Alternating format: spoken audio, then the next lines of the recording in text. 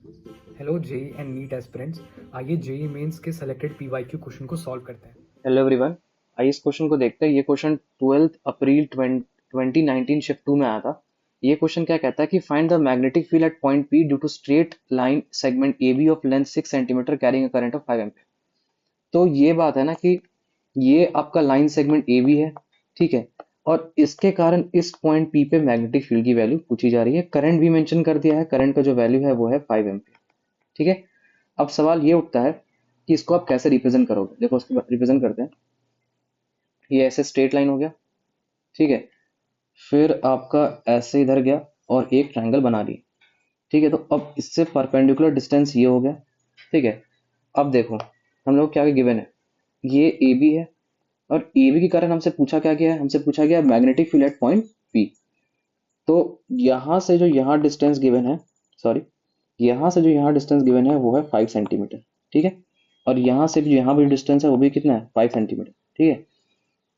तो क्या इसके आधे को मैं लिख सकता हूँ 3 सेंटीमीटर, क्योंकि टोटल लेंथ क्या है, देखो टोटल लेंथ आपका 6 सेंटीमीटर है, तो आधा हो गया 3 सेंटीमीटर, ठीक है। तो अगर मैं यहाँ पे इसको मानता हूँ थीटा 1 और इसको मानता हूँ थीटा 2, हालांकि थीटा 1 थीटा 2 दोनों आइडेंटिकल ही है। क्यों आइडेंटिकल है? क्योंकि यहाँ भी ये इसका 5 डिस्टेंस और यहाँ भी इसका 3 डिस्टेंस है, ठीक है, 3 सेंटीमीटर। तो अगर हम tan θ1 लिखना चाहें तो tan θ1 इज इक्वल टू क्या हो जाएगा। अच्छा, tan थीटा नहीं लिख के, क्योंकि हमारे पास तो है नहीं आर परपेंडिकुलर, तो पहले हम क्या करते हैं, परपेंडिकुलर पर हाइपोटेन्यूज गिवन है तो हम बोलेंगे sin θ1 अगर हम लिखेंगे तो हो जाएगा 3/5, मतलब θ1 की वैल्यू आ गई 37 डिग्री। अब हमको अब बोलोगे सर आप ऐसा कर क्यों रहे हो, तो हम बोलेंगे देखो इस वायर में 5 एम्पीयर करंट फ्लो कर रहा है, और ये जो केस है इसको सॉल्व करने के लिए हम वही केस लेंगे जब एक फिनाइट वायर है, उस पर कोई करंट चलता है, आई करंट। तो इस पॉइंट पी पे अगर यहाँ से यहाँ θ1 बन रहा है और यहाँ से θ2 बनता है, तो मैग्नेटिक फील्ड पॉइंट पी की जो वैल्यू होती है वो क्या होती है, μ0I/4πd sin θ1 प्लस sin θ2। ये डी क्या है, असल में डी ही तो हमको यहाँ भी निकालना है।